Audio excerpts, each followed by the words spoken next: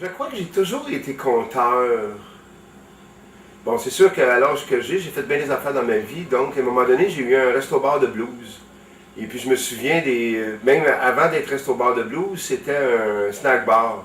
Un mélange de choses, comme chez beaucoup de monde. Le fait que j'étais, avant d'être conteur-écrivain, que j'écrivais des nouvelles, qui sont des formes littéraires courtes, avec une chute marquée, donc avec un certain nombre de points communs avec le conte.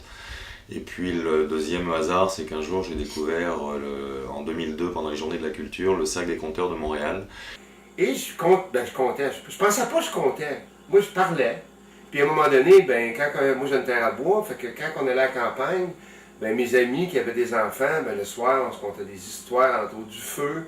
Et plus tard, j'ai une blonde en ce moment qui sont 10 frères et sœurs. Donc j'ai 25 neveux et nièces à peu près. Et à la campagne, j'ai un tipi. Puis dans le tipi, c'est une belle place pour se conter des histoires. Alors les nouvelles érotiques qui sont devenues pour certaines d'entre elles des contes érotiques aussi, je ne sais plus exactement comment ça a commencé. J'ai commencé à en écrire et ma compagne s'est mise à en écrire aussi. Et on en a écrit suffisamment pour être capable de proposer un spectacle de contes érotiques complet que l'on fait à deux. Et le métro est un endroit que je fréquente, moi, pas pour y vivre, j'ai un autre boulot qui me permet de payer l'hypothèque, heureusement. Mais c'est un endroit qui est très instructif. Tu as un public que tu as pendant, dans le meilleur des cas, 1 minute. Il faut que tu arrives à l'intéresser pendant qu'il arrive et qu'il pense à autre chose ou qu'il parle peut-être. Tu as 15-20 secondes devant toi, même pas 15 secondes devant toi, où peut-être il va ralentir et puis décider à donner quelque chose. Le métier de compteur, tu fais pour tout le monde. Écoute, tout le monde peut s'essayer.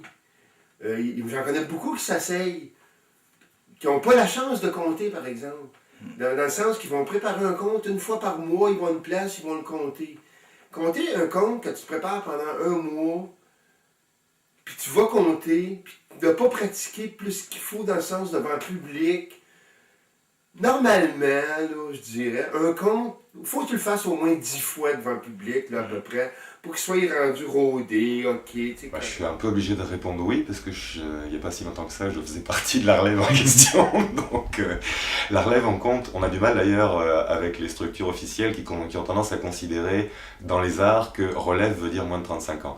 Et c'est pas vrai pour plein de choses, et c'est certainement pas vrai pour le compte, parce qu'il y a beaucoup de gens qui se mettent à compter quand ils ont du temps, c'est-à-dire quand ils arrêtent de travailler. L'art du conte est-il en disparition? Moi, je pense pas.